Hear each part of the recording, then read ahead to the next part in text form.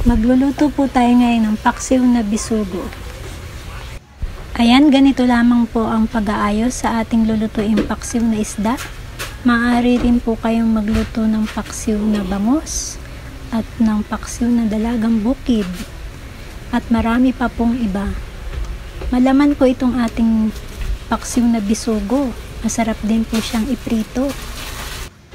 At ilagay na po natin ang ating pampalasang sangkap, ang bawang, lagay lamang po, at ang ating sibuyas, at ang ating luya. Damihan po natin ang ating luya para mas masarap ang ating paksiw. Mga 1,000 pesos po, charot.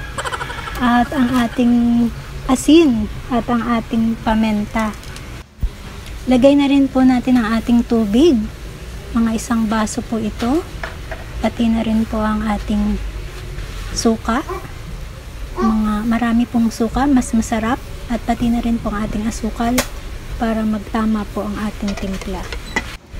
At maaari na po natin takipan at pakuluan ng ilang minuto hanggang sa ito po ay lumambot at matuyo. Mas masarap po pag malapit na pong matuyo ang ating paksiw. Yan, ilagay na po ang ating talong, ating masangkap na gulay, gilid-gilid lamang po, at ilagay na rin po natin ang ating okra, pati na rin po ang ating sililong para may kaunting anghang ang ating bisugong paksiw.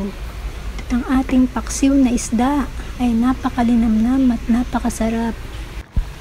Malimuyak na po ang amoy ng ating mga sangkap sa ating paksiw na isda. Naglalaban na po ang asim at tamis at anghang sa ating paksiw ngayon. Napaka-healthy po ng ating ulam ngayon. Iwas mantika muna at kolesterol para hindi tayo ma-high blood. At kung gusto po natin pumayat at maging katulad ng katawan ng isang modelo, ay kumain lamang po tayo ng isda at gulay araw-araw. At tayo ay papayat. Charot. Ayan, luto na po at tuyo na po ang ating paksiw na bisugo.